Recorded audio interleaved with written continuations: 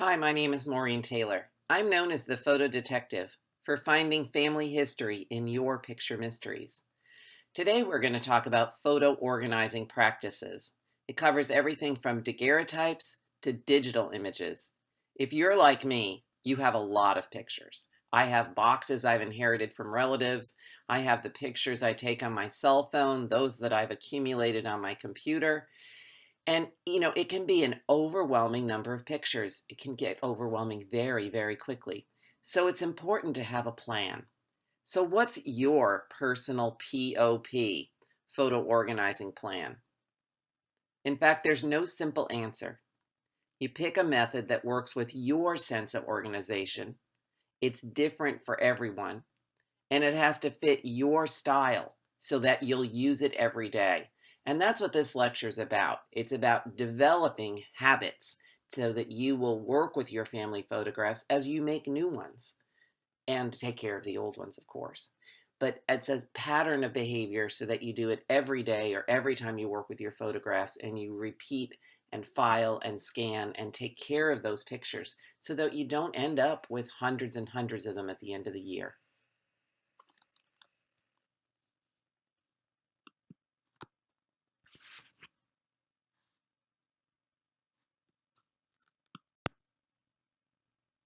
Let's start with a little housekeeping. This presentation is copyright 2015 Maureen Taylor, all rights reserved.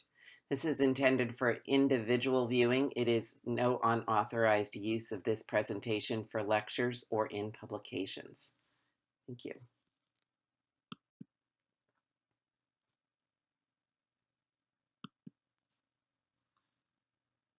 It's important to have a plan and to keep it simple. So one way to save time is to employ a basic rule of organization. Keep your system simple and flexible. I like to write down my organizational plan first. So how am I going to organize my photographs? Am I going to do it by surname? Am I going to do it by just strictly numerical order, the way some museums do it? And everyone who uses your organizational system or who may use your organizational system should understand it. You should not be the only person who knows how it works, because in the future, you'll likely donate that collection or give it to someone, and you want them to be able to retrieve those items and look at the family photographs and then be able to refile them simply and easily. You streamline your process to avoid overwhelming yourself and users of your collection with complicated arrangements. Flexibility is a key element. You want to be able to add new materials without having to reorganize. I like to think of photo organizing in terms of those 19th century genealogies. If you've ever used one, then you know they often have individual numbering systems that sometimes they just confound the researcher, and you can never find the person mentioned in the index in the book itself. You don't want that to be the case with your photo organizing plan. You want someone to be able to retrieve an item easily and then refile it easily so that knowing what you have is an important part of the planning process. It's all about assessment, evaluation, and arrangement. Whether you have one box of photos or 100, or one digital device with just a few images and then a box of family photos, whatever you have, you should begin your project by evaluating your collection. Take into consideration, and we're talking about the real stuff at this point in time, take into consideration the size, shape, and number of images you are organizing. As you assess your collection of material, retain the original order so you don't end up mixing up your father's family photographs with your mother's family photographs. It's a common thing that happens. You get so excited and you start going through all those images very quickly, and before you know it, you've got them all mixed up. The physical arrangement of the pictures and the other material can offer clues as to the ownership of the items in the boxes and can help you identify any unidentified items. So I don't mean sit down and count every snapshot in a box of photographs. But for instance, what types of photos are in the collection? You have daguerreotypes, those shiny reflective images from the 1840s and 1850s, perhaps. One family collection had 100 of those shiny reflective daguerreotypes from the 1840s and 1850s. That's more than many museums have. But the average person may not have any daguerreotypes or just a few.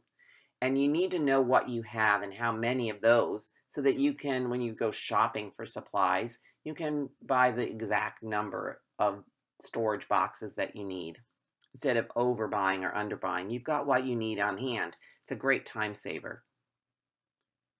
How many different sized pictures are in the collection? So this is part of assessment. Photos come in a wide variety of shapes and sizes, and you need to know a general sense of how many numbers of similarly sized images in your collection in order to plan for storage needs. There are so many storage options for photographs that you want to be frugal in your purchase of boxes and albums and sleeves and file folders. Keep in mind that storage needs are related to how you organize the photos.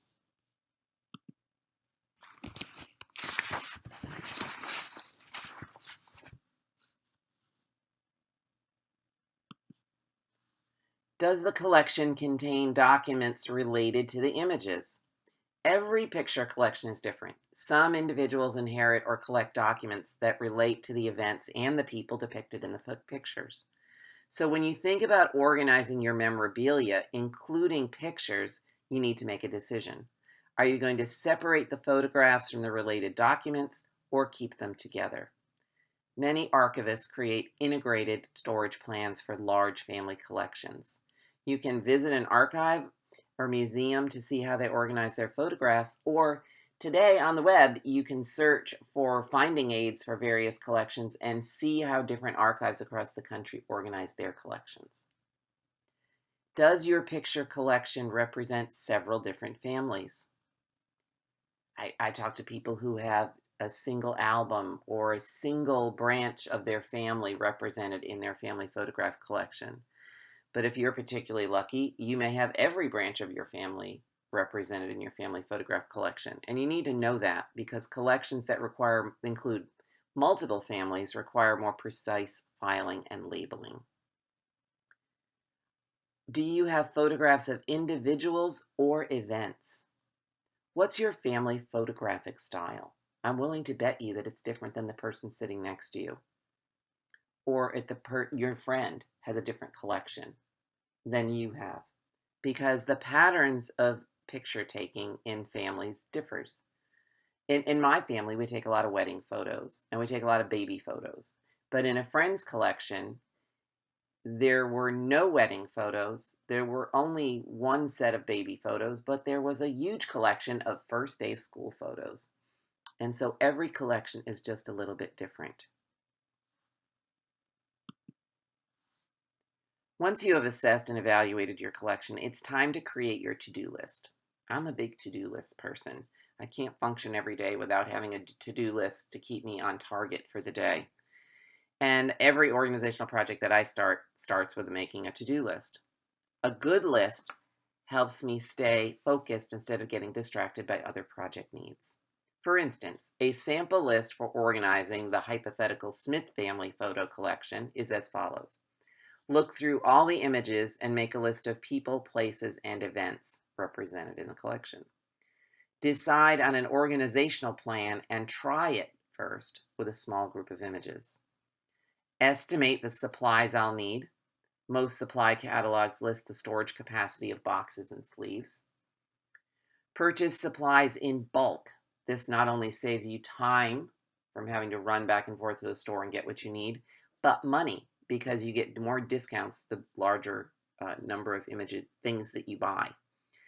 Setting up a workspace. Is there some place in your house where you can set up a corner so that you don't have to break everything down and set it up again each and every time you want to work with your family photographs? The sixth item on the list is to begin the sort. Think about what you have. Think about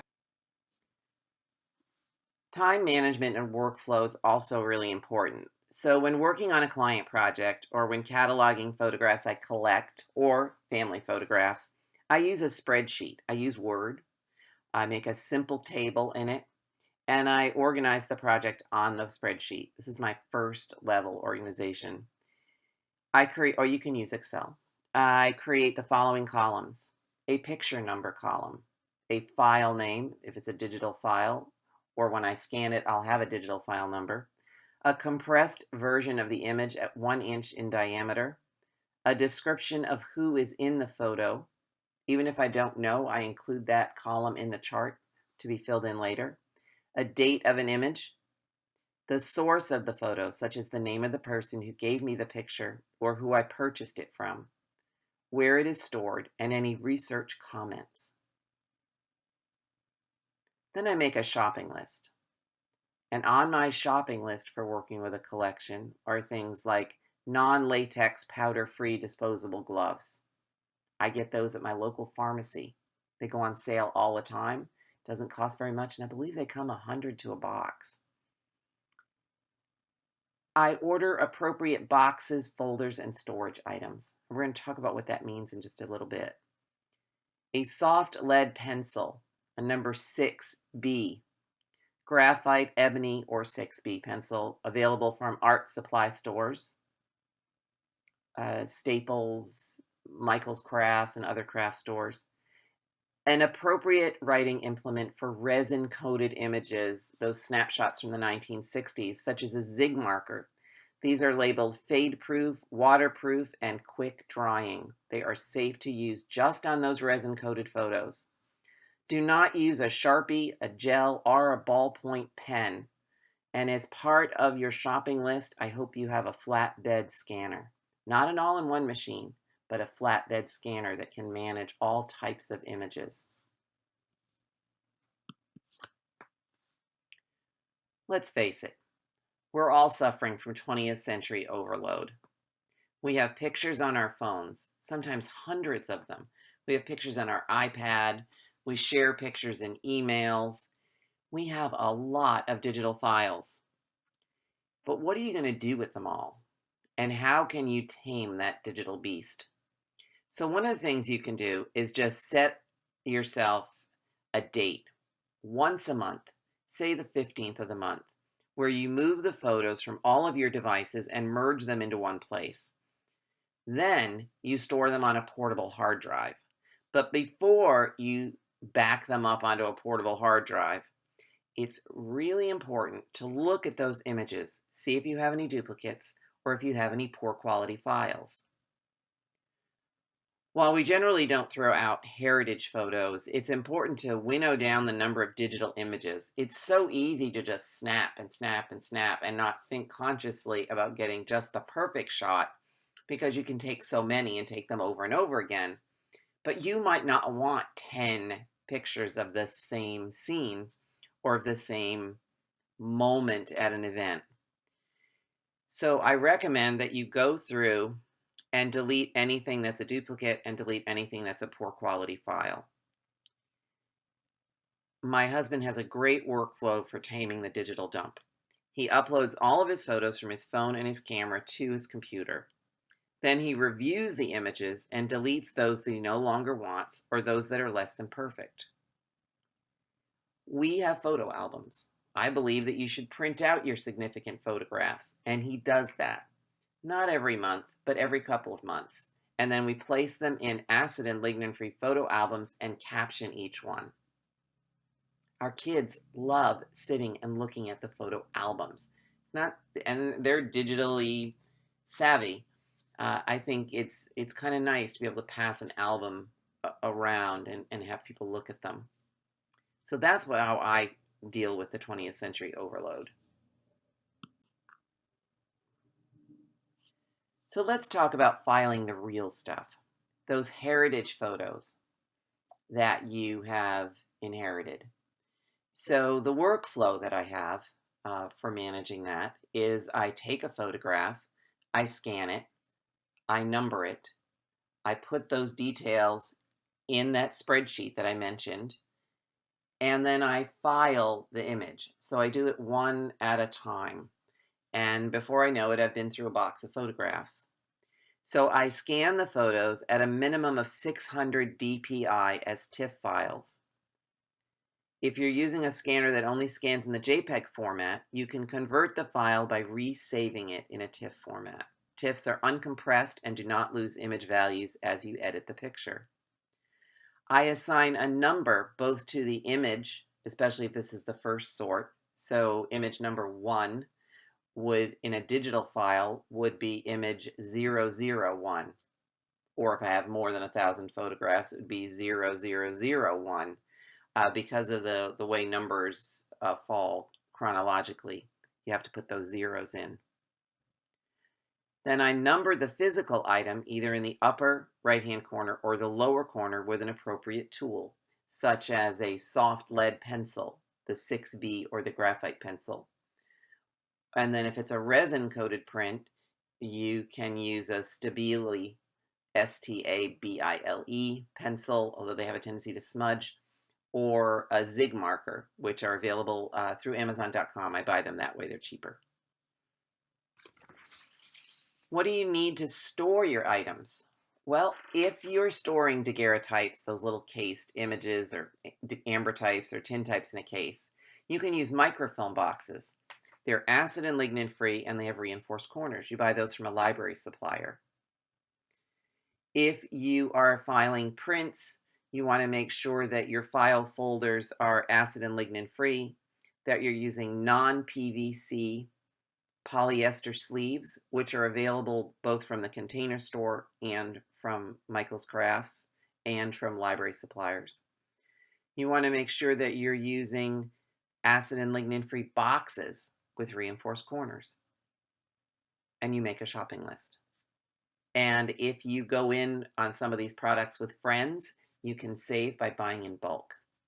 But that's all you need. Some basic things. Acid and lignin-free folders and boxes, a couple of appropriate writing implements, and non-PVC polyester sleeves. If you don't want to write on the image itself, you can slip the image into an acid and lignin-free non-PVC plastic polyester sleeve, and then put an acid and lignin-free sheet of cardstock or paper behind the image and write on that cardstock or acid and lignin-free paper.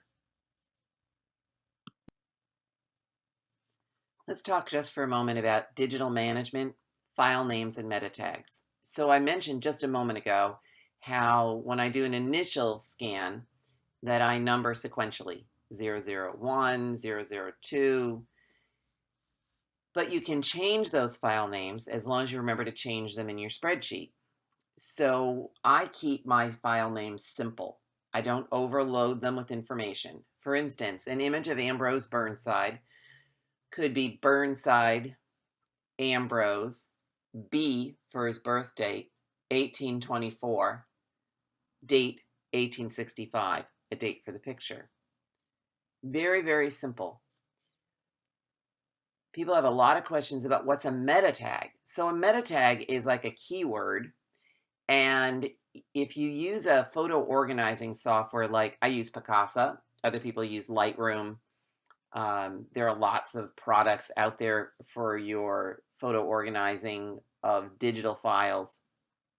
And this means any digital file, a JPEG, a GIF, a TIFF, whatever you have as a digital file. So a keyword is what terms would you think of to find that image again on your computer? The former librarian in me makes me keep a list of the keywords that I use, so that Uncle Harry is his full name, and whether I refer to him as Harry or Henry, so that I'm always referring to him the same way. And I have that keyword list so that I can search in the digital files for both file names for, if I'm looking for Ambrose Burnside, I can search for Burnside and come up with all the images I have of Burnside. If I'm using a photo editing software, or photo organizing software, and I'm searching for Harry Wilson, I can search for Harry Wilson because that's one of the keywords that I've used. And I know that because I have it on the list. It's all about being, about the habits I mentioned in the beginning. the habits of scanning, numbering, filing, putting it in the spreadsheet, but also making sure you choose appropriate file names and that you meta tag everything, that you have keywords for everything.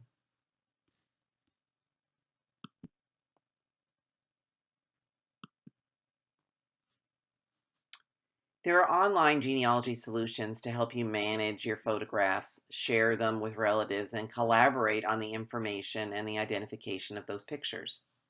So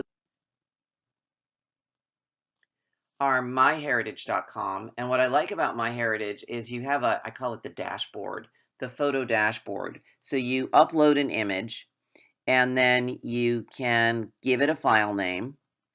You can share it on social media. You can put notes and keywords. You can organize your images in albums.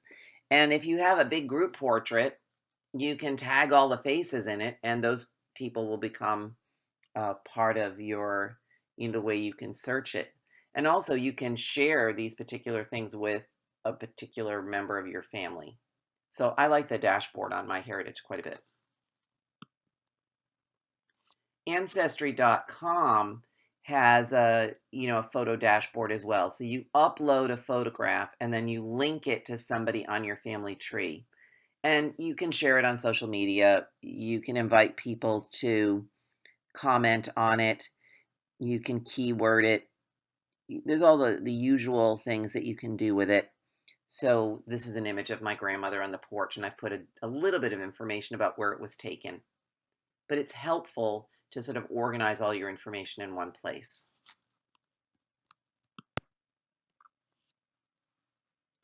If you're feeling overwhelmed with the task of organizing your photographs yourself, there is help out there, whether you want someone to work on just a small part of your collection or the entire collection.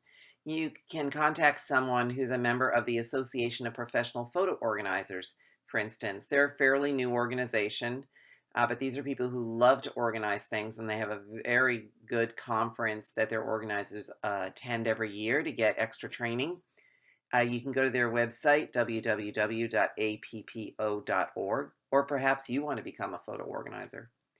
You can contact the Society of American Archivists. If you go to their website, which is www.archivist.org, and you click on the tab Archives Profession, you can search a list of archival consultants.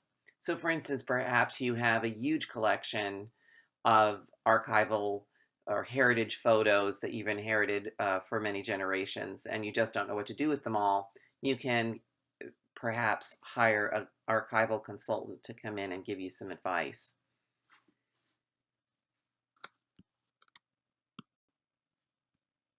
Here's the website for the APPO group.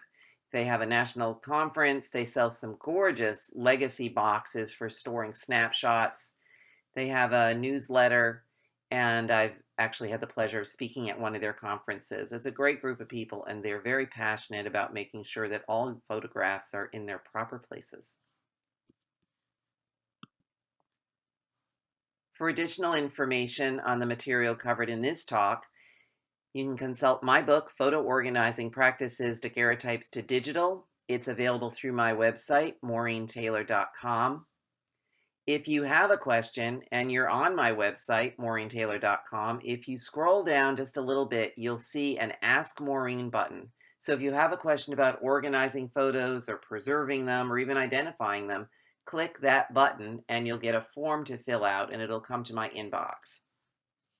I love getting questions from people. While you're on my website, don't forget to check out my Learn section, which has more handy tips on identifying, preserving, and organizing your family photographs. And don't forget to sign up for my free newsletter, which is full of tips on those topics and also lets you know when I might be speaking. Here's a special offer just for you for listening to this presentation. If you have a mystery photo, or 2 or 3, or even more than that, and you sign up for a consult through my website, maureentaylor.com, using the Upload a Photo button, and you use this coupon code, VIGR2015, You can save $10 on my premium service, which includes a consultation on up to 3 photographs, but also a recording of our conversation so you can listen to it later. Thank you so much for joining me today. I hope you've enjoyed it.